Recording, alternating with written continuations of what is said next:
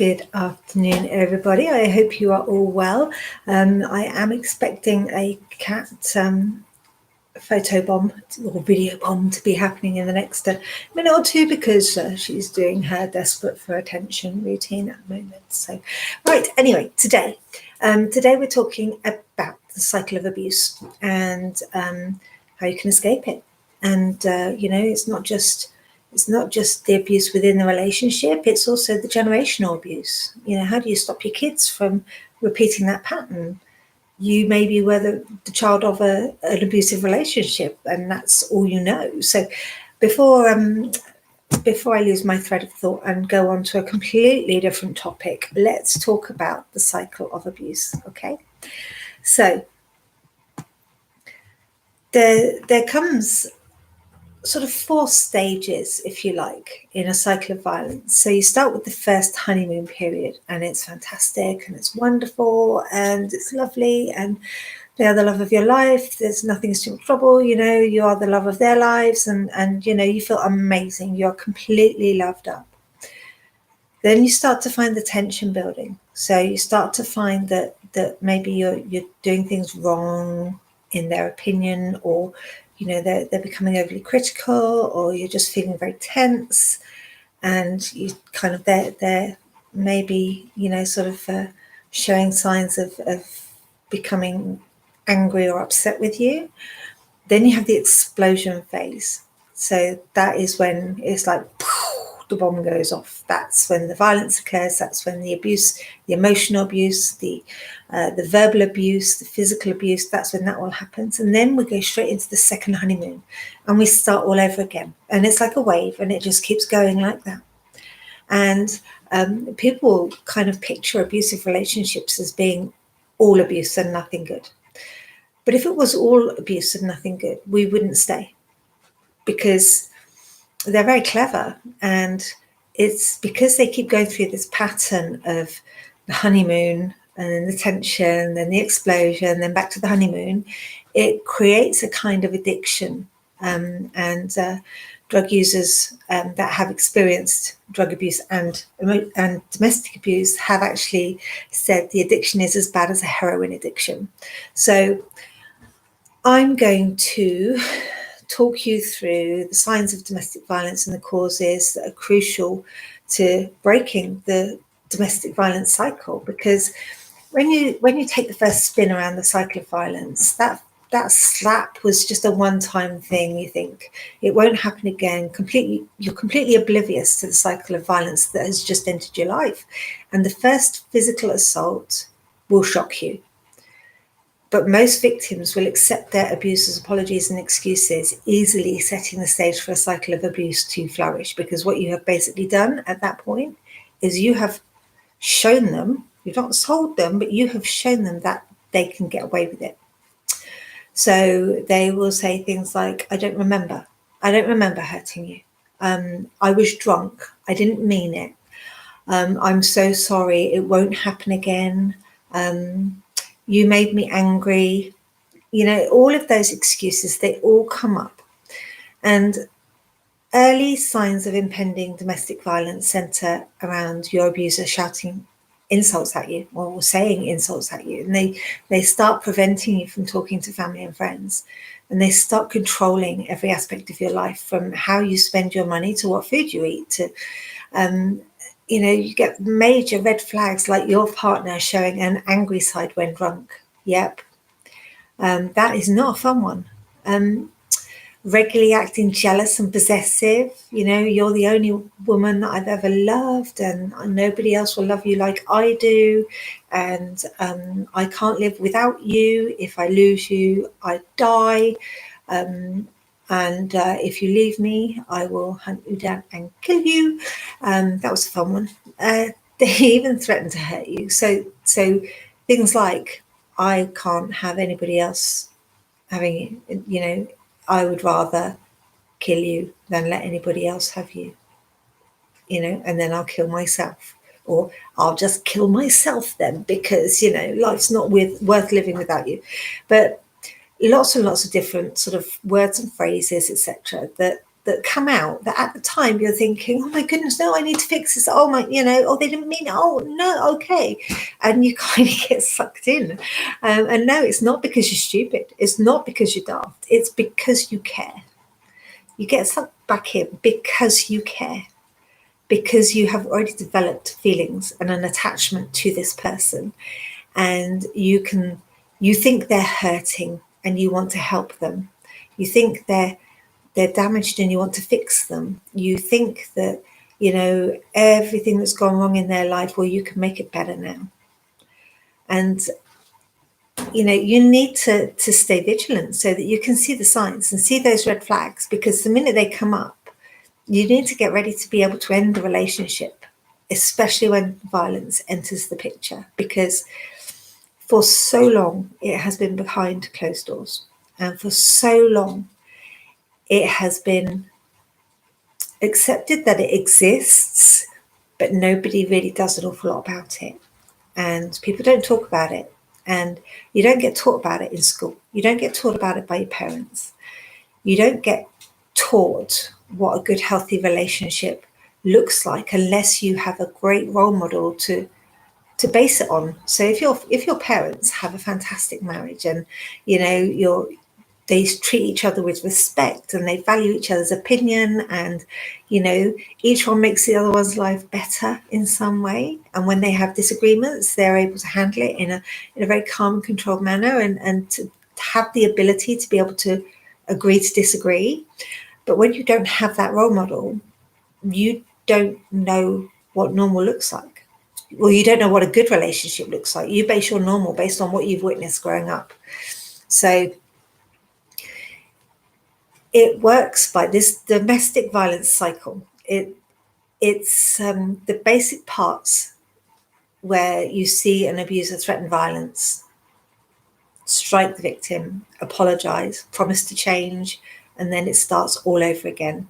And to break it down even more simply, take a look at a standard cycle of abuse. The abuse begins with a slap or a punch or a kick or some other violent action, all intended to show the victim exactly who's in charge. Yet, at its core, domestic violence is a power play. The violent act is followed up by guilt, not for hurting you, but merely for the chance of being caught and punished for his actions or their actions, because it's not just men that perpetrate domestic violence, women do too.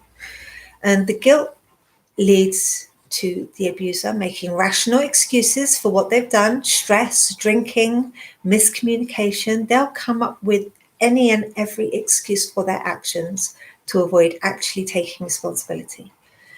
And then next, in the power and control wheel, domestic violence takes a back seat whilst the abuser moves on as if nothing's happened. Literally, they just, you go to bed one night battered and bruised, and you wake up the next day and it's as if nothing has happened. Yet you're still hurting. Physically, you're still hurting because you've got bruises where people can't see them, or you've got bruises inside, or you've got bruises to your psyche, emotional abuse, verbal abuse, there's financial abuse, there's elder abuse, there's so many different types of abuse. And it's really, really hard to be able to actually stand up and say, I'm being abused, because it's considered as, nobody would tell you that it's shameful, yet you feel ashamed. So getting the relationship back on track is key to them, to the abuser, because they will act as normal as they can, and they will shower the victim with gifts and attention and anything else that they can kind of, conjure up to make them forget their actions and believe that they've truly changed and they won't do it again. And we, as the victim, we believe them. We think that they are the most sincere person. We love them. We want to help them. We don't want to hurt them. We don't want to get them into trouble. And then we let their guard down and kind of move on and forgive them in a way. And then the abuser may secretly dream about hurting them again and then begin plotting the next violent act. And the final step in the cycle occurs when the abuser sets up the victim to create a scenario where they feel completely justified in hurting the victim. And breaking the cycle of abuse takes strength. It takes courage.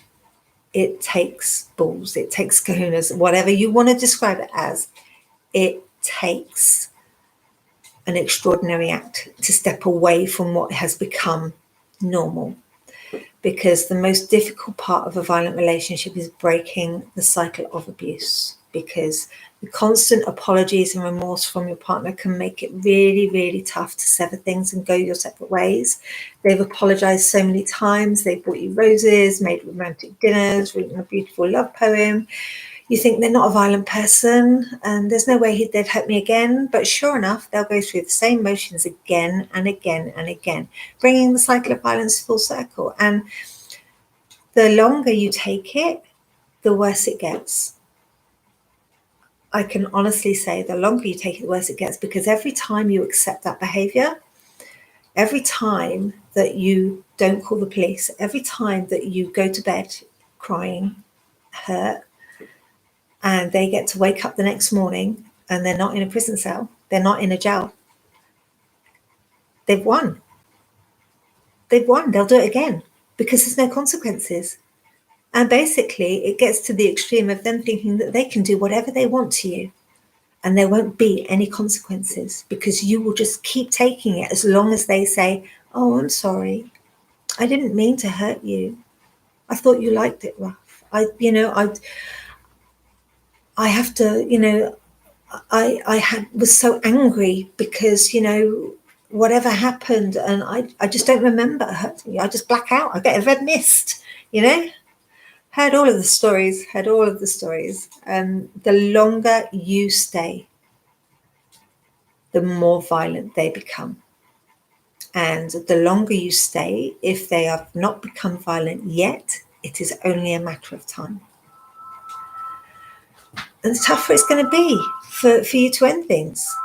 You'll find yourself getting more and more depressed and nervous, and you may even start believing what they're telling you, thinking that they're completely justified and you do actually deserve to be punished. And whether you've only been hit once, I say only, once is too much, or whether you're carrying the physical or mental scars of abuse for years, the first step in ending abuse comes down to one single thing, and that is telling somebody. Talk to a neighbor, a friend, a relative, anybody that's going to listen. There's domestic violence hotlines in virtually every country in the world. There are domestic abuse centers in every country, and normally every city, every town. Google your town name and domestic abuse and see what comes up. But you need to be strong. You need to get your story told. And whether you decide to end your relationship or not, you can get the help that you need to move on and break that cycle of abuse. And there is never, ever any excuse for domestic abuse. None. But too often we fall victim to it, not wanting to believe that our partner is truly violent. We see them as that poor damaged person that somebody else broke, and it's our responsibility to make them better.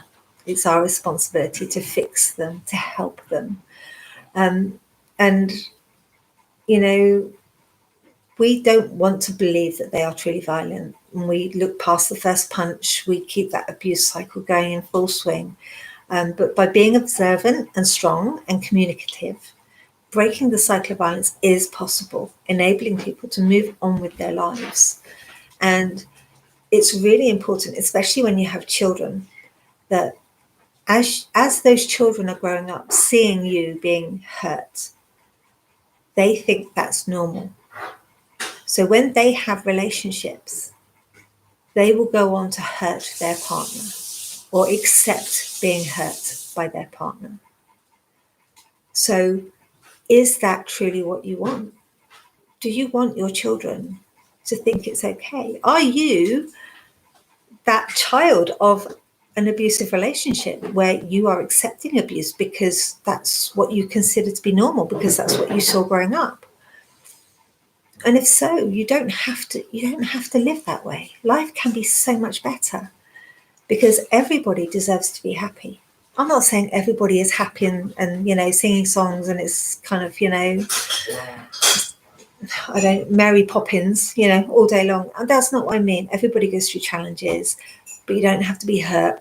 You don't have to be hit. You don't have to be put down. You don't have to have your spirit crushed. And you do deserve so much more. So that's it for my life for today, folks. So I am going to leave you with that thought. Please like and share. Please subscribe to my channel. I will be posting this obviously on the Facebook pages, but share it with anybody that you think it will resonate with, anybody that you feel maybe needs that help, because the help is out there. I have put in the comments my website address and my Facebook group page so that you can find me. But what I would say is once you take control of your life, it is so much better. So much better. And I went through 15 years. I was in a relationship for 15 years being abused, and not every week, not every day, week or month was I being abused. No, but it happened enough. It happened enough to create some serious damage inside, and it happened not enough for them to kind of win you back the other times. And oh dear, it's a long story. It's only when you've been through it that you truly understand what people go through. But please bear in mind that it's nothing to be ashamed of. You are not weak. You are not a victim. You are not feeble. You're not worthless. You are worth something. You're worth having a life that you can be happy in. And you don't have to class yourself as a victim to get help. You're a survivor. Crikey, you've gone through hell and you've survived. And unless somebody else has been through that hell, they don't really truly understand quite how bad it gets. But trust me, if you've been there, you know how bad it gets. Anyway, I'm going to stop wittering, stop going on. Luckily, the cat didn't photobomb us today, so thankfully we're okay. But I will look forward to seeing you again on Monday when I do my next broadcast. Okay, take care and have a wonderful weekend.